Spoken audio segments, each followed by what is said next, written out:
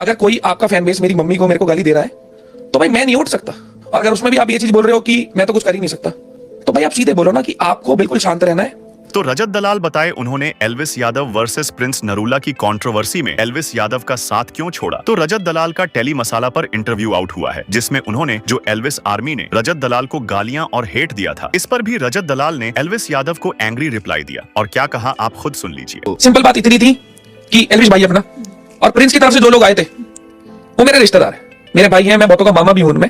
जो असल में प्रिंस के साथ मेन लोग थे मैं उनका मामा लगता हूं। मेरे गांव से 10 मिनट दूर वो लोग रहते हैं।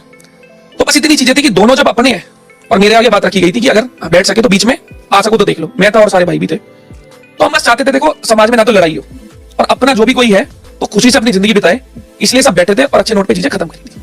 और अब वो चीजें वापस से रोडी से टेलीकास्ट आए, पुरानी लड़ाइयां दिखी, तो वो असल में दो लोगों ने लड़ाई नहीं बढ़ाई होगी जितनी उनके फैंस ने बढ़ा दी। आप कितना दूर रहना चाहते हैं ये सब चीजों से? देखो, जब पहली बारी भी सॉर्ट आउट हुई थी चीजें, मैं जानबूझ के सामने नहीं आया क्योंकि मेरे को इन चीजों में घुसना ही नहीं है। मैं बिग बॉस से निकला, मैंने ठान लिया था कुछ भी हो कलेशों में नहीं घुसना। अगर मेरे पास एक सोशल रिस्पॉन्सिबिलिटी है तो मैं चीजें वो करूंगा जो तुक करती है, जो सबके लिए समाज के लिए बेहतर है। दो आदमी जब लड़ते हैं ना तो उसमें किसी का भला नहीं होता, सिर्फ ईगो सेटिस्फाई होती है। और ईगो सेटिस्फाई करने के चक्कर में ना पता नहीं कितने लोगों का नुकसान हो जाता है। अभी दो लोगों की लड़ाई थी, कितने लोग घुस गए, आसपास में एक दूसरे को गालियां भी दे रहे होंगे, लड़ भी रहे होंगे। वो तो चीज अच्छी थी कि 4 तारीख को कुछ ऐसा नहीं हुआ कि दोनों लोग मिले। अगर एक ग्रुप में से कोई एक ट्रेटर होता और दूसरे वाले को बोल देता यहाँ खड़े इतने लोग हैं, ऐसे ऐसे हैं, कल को किसी के बच्चे का नुकसान होता, चोट पहुंचती है, कुछ भी चीज होता, रिस्पॉन्सिबिलिटी कोई लेता नहीं। ना मैं लेता, ना प्रिंस भाई लेता, ना एल्विस भाई लेता।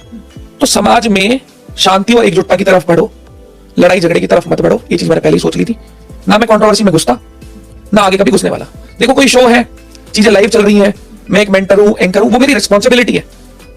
वो वहां मैं कर रहा हूं जो भी मेरे हक की चीज मेरी टीम के लिए, जैसे बैटल ग्राउंड में बहुत बार हुआ, तो वो चीज आगे भी होगी। और जैसे ही वो टेलीकास्ट खत्म, शो खत्म, चीज खत्म। मुद्दा इतना गर्म हो गया था रजत, इसके बाद आपके और एल्विश के बीच में क्या रिश्ते ठीक है या फिर आप दोनों का कुछ तो डिस्कशन हुआ इसके? देखो, मेरी एल्विश के साथ 1% भी कोई प्रॉब्लमेटिक चीज नहीं है। जब मैं चाहूं मैं सीधे फोन कर सकता हूं। और मेरे को अगर एल्विश को कुछ भी बोलना है ना, कभी भी कुछ भी बोलना है, तो वो जो स्टोरी डाली थी वो एल्विश के लिए नहीं थी, मेरे में फोन मिलाने का है मुद्दा और मुंह पे बोलने का। सीधी बात, मैं किसी इंसान को बोलने के लिए स्टोरी नहीं लगा रहा था। वो स्टोरी इसलिए लगी थी कि भाई मेरे को जो कंट्रोवर्सी में घुसा रहे हो मुझे नहीं घुसना। सीधी इतनी बात। एल्विश के साथ मेरी परसों भी बात हुई है, हो सकता है आज शाम को भी मिलूं।